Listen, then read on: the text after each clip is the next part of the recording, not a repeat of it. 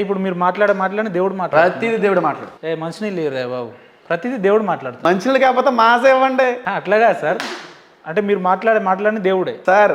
మీరు బైబిల్ వివరణ కోరారండి. అంటే దేవుడు ప్రతి చోట ఉంటాడు. బైబిల్ని బైబిల్ని బ్యాడ్ చేద్దాం అనుకుంటే బ్యాడ్ అవ్వనవనండి. నేను నాకు అటువంటి ఉద్దేశం లేదు. దేవుడు బైబిల్లో కొన్ని విషయాలు బ్యాడ్ గా కనబడుతున్నాయి, అవి బ్యాడ్ కాదు. దేవుడు ఉన్నాడా? బ్యాడ్ కాదని నిరూపించడానికి. మీలో దేవుడు ఉన్నాడా? దేవుడు ఉన్నాడండి. నాలో దేవుడు ఉన్నాడో లేదో ఇందాక అన్నారు కదా, నాతో మాట్లాడిస్తున్నాడు. దేవుడు ఉన్నాడా? మీ ఖచ్చితంగా ఉన్నాడు. నాలో ఉన్నాడా? అతనిలో ఉన్నాడా? సార్ లేదు, పరిశుద్ధాత్ముడు మీ తత్వ సిద్ధాంతం నమ్ముతామండి.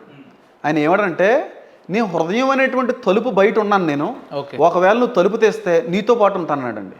నేను ఆ తలుపుని తీసానండి. దేవుడి గురించి క్రైస్తవ్యం గురించి బలవంతం అంటున్నారండి. ఎక్కడ కూడా ఎవరిని పిచ్చోళ్ళని చేయడానికి నేను చూపిస్తానండి అలాంటి రిఫరెన్స్లు బోల్డ్. హృదయం బయట ఉన్నాడు, తలుపు తీస్తానే వస్తానంటున్నాడు తప్ప నేను తలుపు తీసుకొని వస్తానంటలేదండి. అది బలవంతపు మత మార్పిడి కాదండి, బలవంతంగా ఒక వ్యక్తిని దేవుళ్ళో నడిపించడం కాదు. మీ అంతటి మీరుగా ఇష్టపడితేనే నేను వస్తాను మీ దగ్గరికి అంటున్నాడు. బలవంతంగా ఒక వ్యక్తిని నేను లాక్కోవాలి అంటలేదు. అలా అనుకుంటే తలుపు బయట ఉండవలసిన అవసరం లేదు, తలుపు బ్రద్దలు కొట్టుకుని రాగలిగే అధికారం ఉంది ఆయన.